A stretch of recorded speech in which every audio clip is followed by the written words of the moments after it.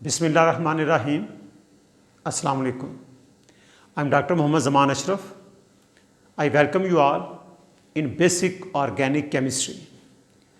Today our topic is aromatic compounds. In lectures में हम first of all I explain aromatic compounds, then anti-aromatic compounds and non-aromatic compounds. They will be defined, discussed with suitable examples. So first we start with aromatic compounds. अगर आप aromatic compounds की बात करें, for example first आप benzene को अगर आप लें, this compound is discovered by Faraday. Faraday in 1825, isolated from illuminating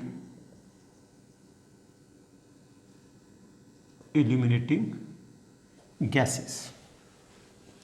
1825 में फैराडे ने आइसोलेट किया इस कंपाउंड को from illuminating gases and later on this compound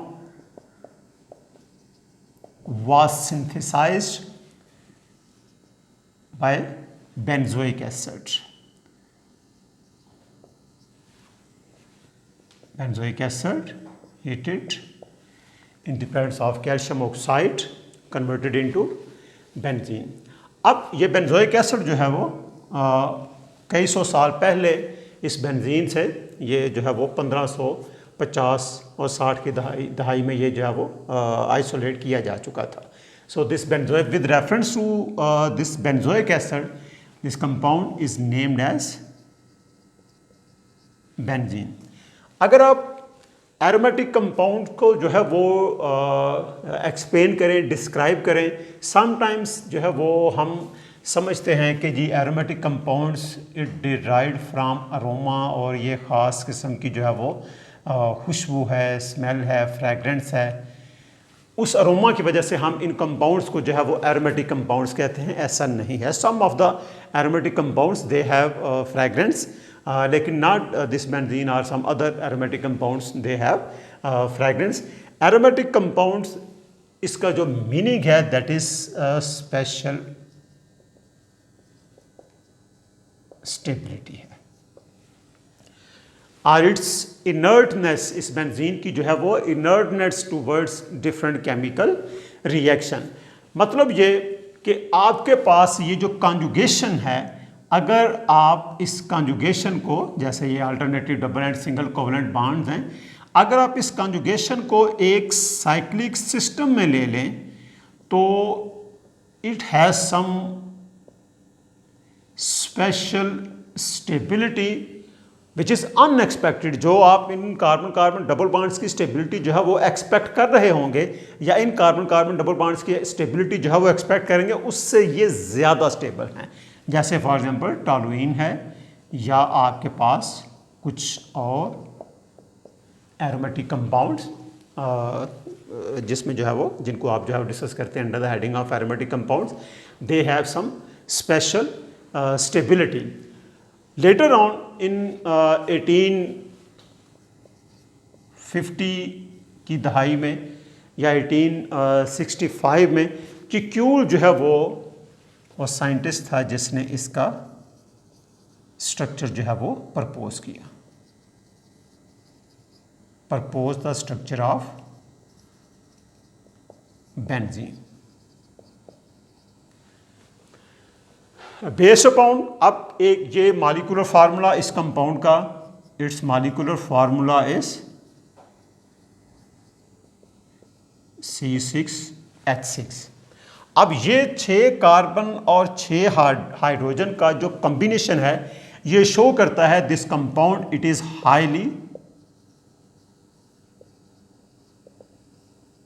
highly unsaturated. Conjugated भी आप कह सकते हैं, highly unsaturated.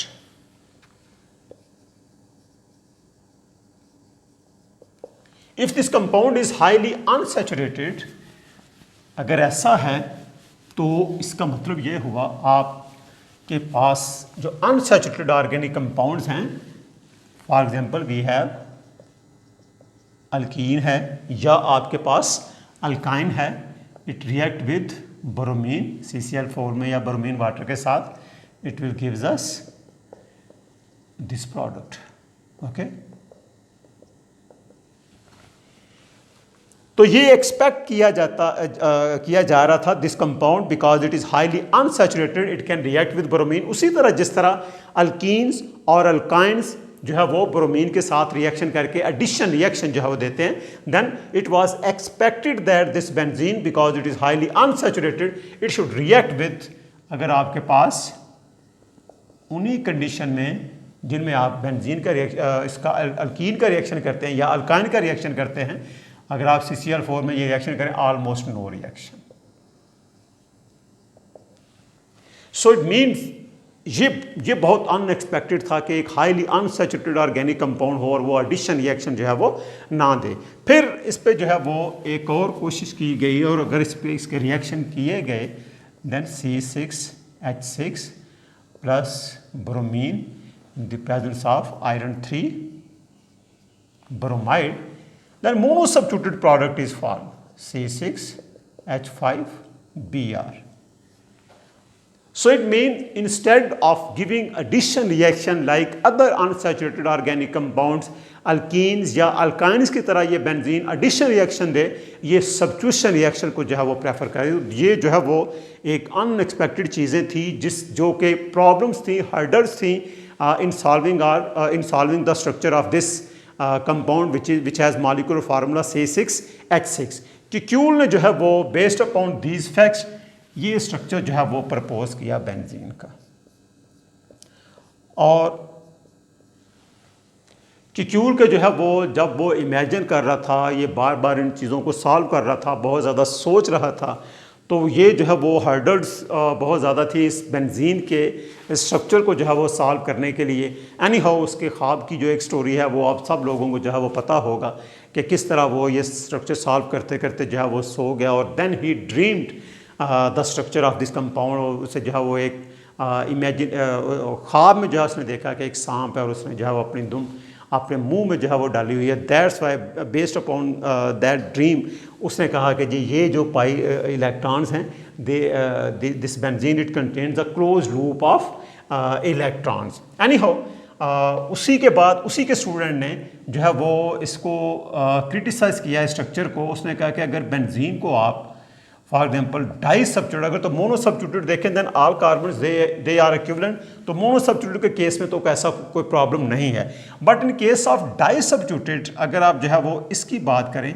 Then this A and this is B they are attached at 1-2 position, और इसी का अगर आप इस तरह स्ट्रक्चर ड्रा करें, then here we have A and B। So it mean कि यहाँ कार्बन कार्बन सिंगल बॉन्ड है और यहाँ कार्बन कार्बन डबल बॉन्ड है। तो क्यूल के स्टूडेंट ने ये जो है वो ऑब्जेक्शन रेज किया कि आप इन दोनों को फिर किस तरह जो है वो जस्टिफाई करेंगे, because both are same compounds. तो ये जो है वो, लेकिन इनके स्ट्रक्चर देखें, यहाँ कार्बन कार्बन सिंगल बॉन्ड है और यहाँ कार्बन कार्बन डबल बॉन्ड है। तो 1872 में जो है वो कि क्यूल ने इसका आंसर इस तरह किया कि जी these two compounds which are isomers they are rapidly inter convertible, कि ये जो है वो इलेक्ट्रॉन्स की कुछ मूवमेंट्स की वजह से ये स्ट्रक्चर इसमें और ये इसमें जो है वो कन्वर्ट होता है। याद रखें ये बातें उस वक्त की हैं जब अभी तक इलेक्ट्रॉन डिस्कवर नहीं हुआ था। जे थॉमसन ने जो है वो अभी इलेक्ट्रॉन डिस्कवर नहीं किया था, और जो बॉन्डिंग की थेरीज हैं लोकलाइज्ड और डीलोकलाइज्ड बॉन्डिंग की थ्योरी, ये सारी बहुत बाद में जो है वो प्रपोज की गई, ये बहुत पहले की जो है वो बातें थी। तो आप जो है वो देख सकते हैं लोगों की जो इंटरेस्ट थी to explain the concepts of chemistry, ये कैसे जो है वो लोग इस पे जो है वो कोशिश किया करते थे। एनी हाउ ये जो उसकी आर्गूमेंट था कि क्यूल का कि जी they are rapidly inter convertible, इसमें भी जो है वो बहुत से क्वेश्चन जो है वो रेज कर दिए। देन लेटर ऑन जब जो है बॉन्डिंग की थेरीज जो है वो एक्सप्लेन की गई और रेजोनेंस जो है वो हमें पता चला कि जी these pi electrons they are not localized, they are delocalized and they contain delocalized orbitals. So that's why these pi electrons they change their position. और ये मैं अपने पिछले लेक्चर्स में जहाँ मैं डीलोकलाइज्ड बॉन्डिंग एक्सप्लेन कर चुका हूँ, ये स्ट्रक्चर मैंने डिटेल से जो है वहाँ एक्सप्लेन किया था. एनी हाउ, जब resonance and the bond length, अगर आपके पास बेंजीन को अगर आप देखें, then we have here carbon carbon double bond. We know that ये sp2 carbon carbon double bond almost 1.34 angstrom. और ये जो sp2 carbon carbon single bond है, it has bond length about 1.46 or 48 angstrom. तो जब इस बेंजीन की bond length इन बॉन्ड्स की बॉन्ड लेंथ डिटरमिन करते हैं, then all these bonds they have equal bond length. जितने भी ये बॉन्ड्स हैं उनकी जो बॉन्ड लेंथ है it is 1.40. So it means it is exactly in between the carbon carbon double bond and carbon carbon single bond, जो ये show कर रही है कि इस जो है वो वक्त अगर ये कार्बन कार्बन सिंगल बॉन्ड है तो उसी नेक्स्ट टाइम ये कार्बन कार्बन डबल बॉन्ड में कन्वर्ट हो जाएगा. एंड दे आर रैपिडली जो है वो कन्वर्टेड देयर पोजीशन, बिकॉज ये डबल बॉन्ड जो है वो बहुत जो है वो फास्ट अपनी पोजीशन जो है वो चेंज कर रहे होंगे. सो it means this bond length concept it also proved the structure of this benzene and delocalization in this system. It has also been proved by bond length of these carbon carbon bonds. और इसी तरह जो है वो जो heat of hydrogenation है, heat of hydrogenation it also proved this delocalization in case of benzene. मिसाल के तौर पे आपके पास जो heat of hydrogenation है, heat of hydrogenation of cyclohexene. It contains one carbon-carbon double bond. Its value is 28.6 kilocalorie per mole. इसी तरह अगर आप हीट ऑफ हाइड्रोजनेशन बेंजीन की देखें,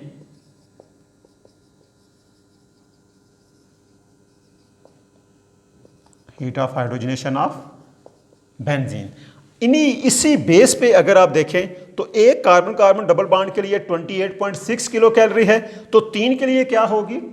सो 28.6 multiply by 3 is equal to 85.8 kilo calorie per mole. But actual value of benzene,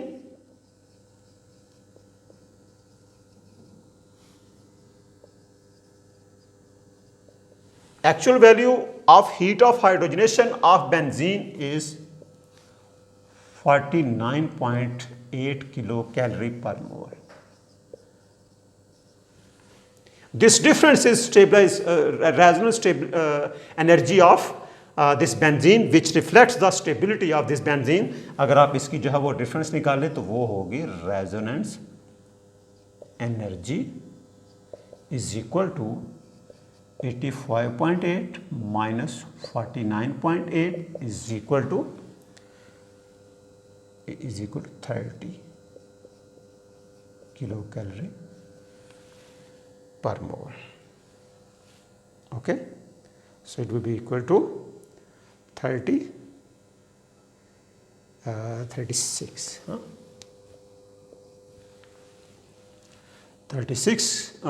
kilocalorie पर मोल जो है वो इसकी वैल्यू हो जाएगी. So it mean this resonance energy it also prove the stability of this benzene and this is due to delocalisation of these pi electrons. चलें अब aromatic compounds का या बेंजीन को हम डिस्कस कर रहे थे. बेंजीन का स्ट्रक्चर भी सॉल्व हो गया और हमने ये कह लिया कि जी benzene it contains 6 carbon 6 hydrogen, more stable as compared to other aliphatic unsaturated organic compounds. It gives substitution reaction instead of addition reaction. लेकिन एक definition क्या, how we can define aromatic compounds? 1925 में जो है वो आर्मिट और रबिन्सन ने इसको जो है वो डिफाइन किया एरोमेटिक कंपाउंड्स को. in 1925 आर्मिट एंड रॉबिन्सन बिकॉज हमारे पास जो है वो एरोमेटिक कंपाउंड्स है, एरोमेटिक कंपाउंड और एलिफेटिक कंपाउंड्स के डिफरेंसेस पहले से जो है वो ये डिस्क्राइब किए जा चुके थे, but it is hard to define के आप एक ऐसी डेफिनेशन दें जो most of the aromatic compounds पे जो है वो अप्लाई की जा सके. So in 1925 these two scientist they define the aromatic compounds are, अगर बेंजीन को अगर आप जो है वो जहन में रखें, they define that the compounds which contain close loop of electron, compounds having closed loop of electrons. अब ये close loop of electron benzene में तो आप जो है वो देख सकते हैं, but still this definition it can not be applied to other rings. और बहुत मुश्किल है कि आप क्लोज लूप ऑफ इलेक्ट्रॉन्स कुछ दूसरी रिंग्स में भी, दूसरे साइक्लिक कंपाउंड्स में भी जो है वो उसको फाइंड आउट कर सकें, डिटरमिन कर सकें. तो लेटर ऑन जो एनएमआर की डिस्कवरी थी, न्यूक्लियर मैग्नेटिक रेजोनेंस, इस टेक्निक की जो डिस्कवरी है इसने इस काम को जो है वो आसान कर दिया. Because most of the aromatic compounds जब आप उनका एनएमआर स्पेक्ट्रम लेते हैं, दे अपीयर्ड, उनके जो प्रोटॉन्स हैं they appeared in well defined region which is called aromatic region. तो हर वो कंपाउंड जो उस रीजन में जो है वो जिन प्रोटॉन्स की केमिकल शिफ्ट वैल्यू उस रीजन में होगी 7 to 8, तो हम ये कहेंगे this compound is aromatic in nature. और अगर वो उस रीजन में प्रोटॉन की केमिकल शिफ्ट ना अपीयर हो तो हम ये कह सकते हैं कि ये कंपाउंड जो है वो एरोमेटिक नहीं है. मिसाल के तौर पे मैं जस्ट एक ब्रीफ जो है वो इस एनएमआर टेक्निक का जो है वो आपको इंट्रोडक्शन दे दूं. वी हैव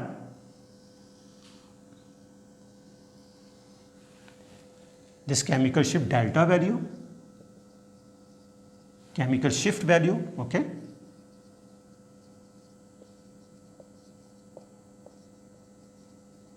यहां जो है वो 0, फर्ज करें ये जो है वो 10 है और 11 है, इस तरह जो है. तो यहाँ आप जो है वो देख सकते हैं वैल्यू कम हो रही है और इस तरफ जो है वैल्यू ज़्यादा है. ये 0 जो है आपका TMS, it is टेट्रामिथाइल साइलेन.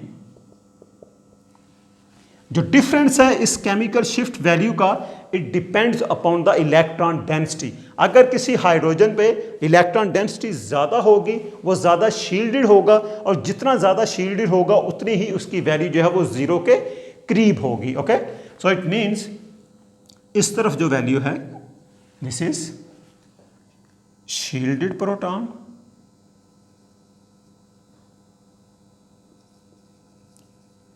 shielded protons, and they experience high field. उनके लिए आपको हाई फील्ड चाहिए होगा, उनकी जो है वो केमिकल शिफ्ट वैल्यू कम होगी और फील्ड जो एक्सपीरियंस करेंगे वो हाई होगा. और इस तरफ जो है वो here we have high chemical shift value, these protons they are de-shielded and they experience down field, low field भी आप जो है वो कह सकते हैं. तो यहां जो रीजन है फर्ज करें 6.8 है या जो है वो 7 to 8 जो है वो कह लें, this is for aromatic protons. जो कार्बन कार्बन डबल बॉन्ड है, अगर आप जो है वो इन प्रोटॉन्स की बात करें, जो अल्कीन्स के प्रोटॉन्स हैं, दे अपीयर बिटवीन 5 पे आ रहे हैं वो, या 5 to 6 के दरमियान जो है वो यहाँ ये प्रोटॉन्स आएंगे, और जो एरोमेटिक प्रोटॉन्स हैं वो यहाँ जो आएंगे. क्यों ये डिफरेंस है? दिस इज बिकॉज जो NMR में आप इसको जो है डिफाइन करते हैं, they sustain the ring current. Okay, मिसाल के तौर पे आपके पास अगर बेंजीन को लें, this is structure of benzene.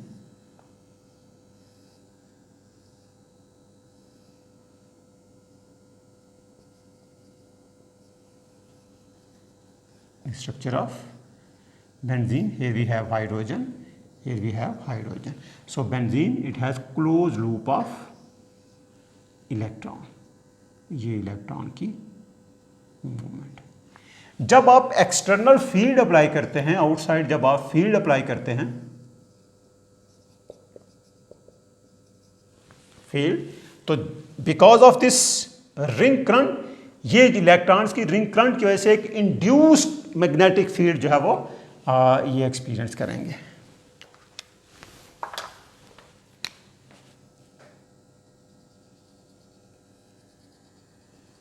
This is path of induced field. This is induced field. अब इसकी जो डायरेक्शन है एग्जैक्टली जहां आपके पास ये प्रोटॉन्स हैं बिल्कुल उसके पैरेलल है। Okay, because of this property आपके पास ये जो है वो, अब दीज प्रोटॉन्स अगर आप इनका जो है वो रीजन देखें तो यहाँ जो इंड्यूस फील्ड है उसकी डायरेक्शन इस आउटसाइड फील्ड के बिल्कुल जो है वो पैरेलल है।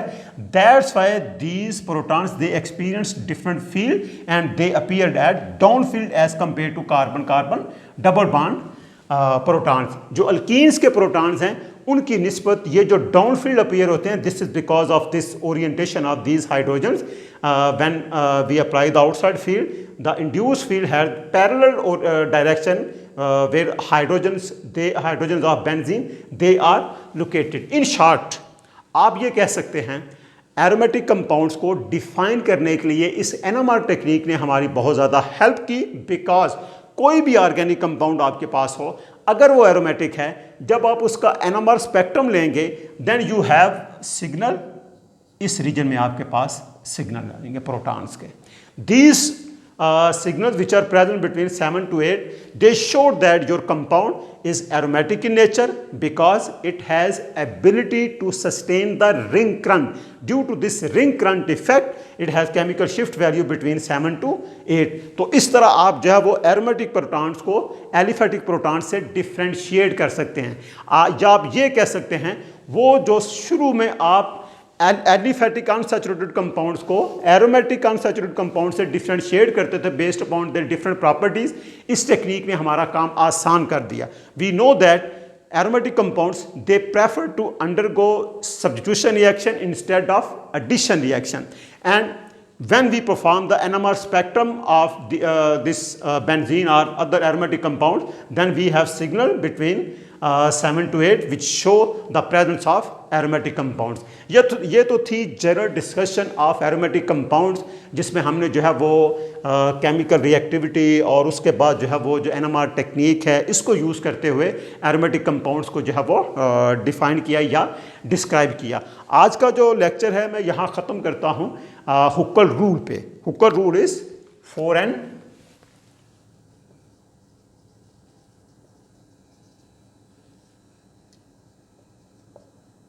4n plus 2. So these cyclic system which are planar having conjugation, presence of alternating double and single covalent bonds, if they contain pi electrons according to Hooker rule, then they are aromatic. So it means Hooker rule, it also helps to define the aromatic compounds. In my next lecture of to describe the aromatic character of these compounds, I will apply this Hooker rule on 2 pi electron system, 6 pi electron system, 10 pi electron system, उनके structure, उनकी stability, उनकी reactivity, ये हम जो है वो discuss करेंगे और उनको डिफ्रेंशिएट करेंगे between 4 pi electron system and 8 pi electron system, because 4 pi electron system and 8 pi electron system, they are known as anti-aromatic system. So this is all about the aromatic character of benzene and related compounds and how we can determine the aromatic character of these compounds. In my upcoming lecture, I will discuss the Hooker rule and then apply to 6-member ring and then high rings and then 2 pi electron system, 4 pi electron system and 10 pi electron system. Thank you very much.